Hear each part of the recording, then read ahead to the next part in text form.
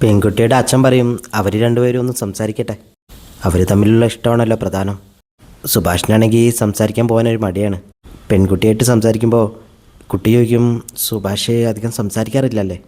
സുഭാഷ് പറയും, അടുപ്പമുള്ളവരോടൊക്കെ സംസാരിക്കും. എന്തൊക്കെ ഇഷ്ടങ്ങളെന്ന് ചോദിക്കുമ്പോൾ സുഭാഷ് പറയും, അങ്ങനെയൊന്നുമില്ല, എനിക്കെൻ്റെ വീട്ടുകാരെയും വീടൊക്കെ ഇഷ്ടമാണ്.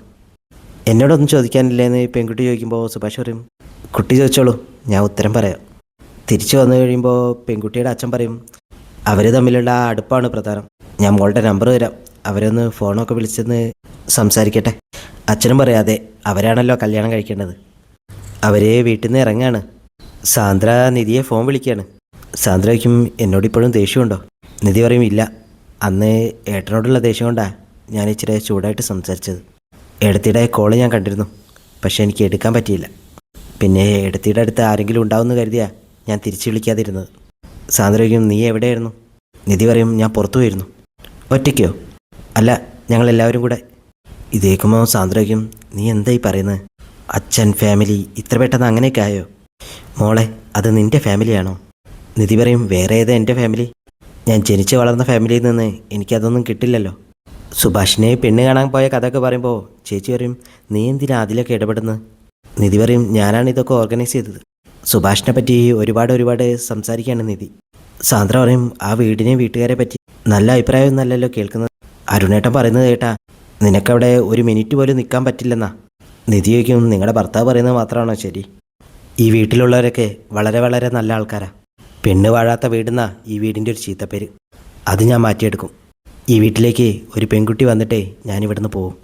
എനിക്കൊരു പ്രശ്നം വന്നപ്പോൾ എൻ്റെ കൂടെ നിന്ന ആൾക്കാരല്ലേ, അവർക്കൊരു പ്രശ്നം ഉണ്ടാകുമ്പോൾ ഞാനും അവരുടെ കൂടെ നിൽക്കണ്ടേ? സാന്ദ്ര പറയും, നീ ഇതെന്തൊക്കെയാണ് പറയുന്നത്?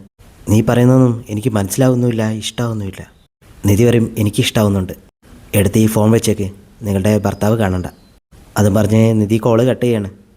രാത്രി ഭക്ഷണം കഴിച്ചുകൊണ്ടിരിക്കുമ്പോൾ അവർ പെണ്ണ് കാണാൻ പോയതിനെ പറ്റി സംസാരിക്കുകയാണ്. ഹരീഷും നിധിയും കൂടെ സുധിയെ ഇങ്ങനെ കളിയാക്കും. ഹരീഷ് സുഭാഷിനോട് ചോദിക്കും, ആ കുട്ടിയെ ഇഷ്ടമായോ? സുഭാഷ് പറയും, നിങ്ങൾക്ക് എല്ലാവർക്കും ഇഷ്ടമായോ? അതാണ് എൻ്റെ ഇഷ്ടം. ആ സമയത്ത് ഒരു കോള് വരികയാണ്. നമ്പറാണെന്ന് പറയുമ്പോൾ നിധി പറയും, ഞാൻ അവർക്ക് സുഭാഷ് ഏട്ടൻ്റെ നമ്പർ അയച്ചു കൊടുത്തിരുന്നു, ചിലപ്പോൾ അവരായിരിക്കും. നിധി നമ്പർ നോക്കിയിട്ട് പറയാണ്, ഇത് ജ്യോതിയുടെ നമ്പറാ. സുഭാഷ് ഏട്ടാ, പോയി സംസാരിക്കും. സുഭാഷാണെങ്കിൽ ചോദിക്കുന്നതിന് മാത്രം ഇങ്ങനെ മറുപടി പറഞ്ഞുകൊണ്ടിരിക്കുക. എന്നെ ഇഷ്ടമായോ എന്ന് പെൺകുട്ടി ചോദിക്കുമ്പോൾ സുഭാഷ് പറയും, ആ ഇഷ്ടമായി. ജ്യോതി പറയും, നിങ്ങളുടെ വീട്ടുകാരൊക്കെ ഇവിടെ എല്ലാവർക്കും ഇഷ്ടമായി, പ്രത്യേകിച്ച് നിധിയെ. സുഭാഷ് നിധിയെപ്പറ്റി ഒരുപാട് സംസാരിക്കുകയാണ്. ജ്യോതി പറയും, അനിയത്തിക്കുട്ടിയെ പറ്റി 100 നാവാണല്ലോ. സംസാരത്തിനിടയിൽ ഭക്ഷണത്തിൻ്റെ കാര്യം വരും.